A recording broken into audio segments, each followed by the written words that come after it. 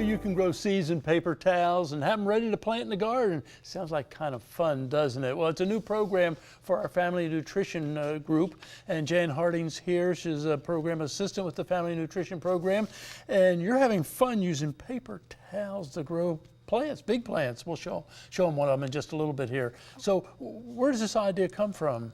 It came from a program called Learn, Grow, Eat, Go. That's from the. That's kind of neat. Yeah, it's a new curriculum that we're using this year to teach students about gardening and nutrition at the same time. So they've come up with a way to help children with spacing the seeds, because you know we want to grow everything at the proper spacing in the garden so we get the best crop.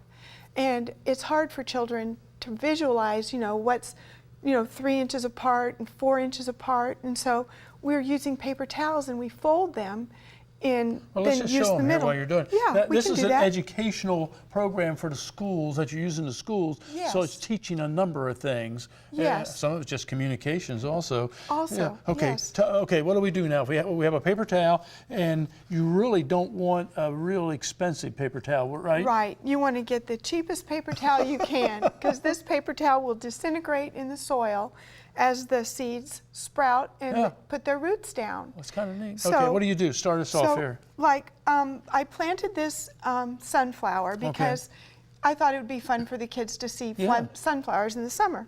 And they need to be planted 6 inches apart. So I take my paper towel and fold it in half. Okay. And then fold it in half again. Okay. So each one of those so areas I'll will be have about 6 4 inches. squares. Okay. So I can take my ruler when I'm in, especially in the classroom with kids, and we'll measure from the center about 6 inches, and then we'll go ahead and measure so we can put a drop of glue. Okay. Let's and do we that. use Elmer's glue. Okay. Elmer's glue is water soluble. Yeah. So we'll put a drop of glue here.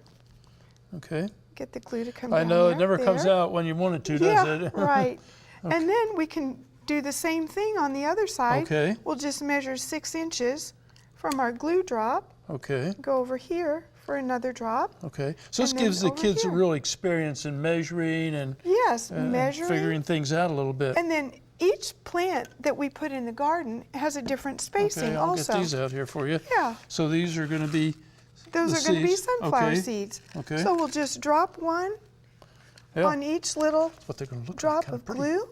Okay. And this seed mix is all different ones. Yeah. So we'll have some different sunflowers coming up here. Okay. So we'll have 4 sunflowers. Then we'll let this glue, I came right up. We'll let that glue dry overnight. Okay, now here's one that is dry. I'm going to move this over on my side over here. So now once it's dry like that, I'm going to pick up this container of soil. There we go. Now just slowly now. Let's see, we got soil on the bottom here. Right.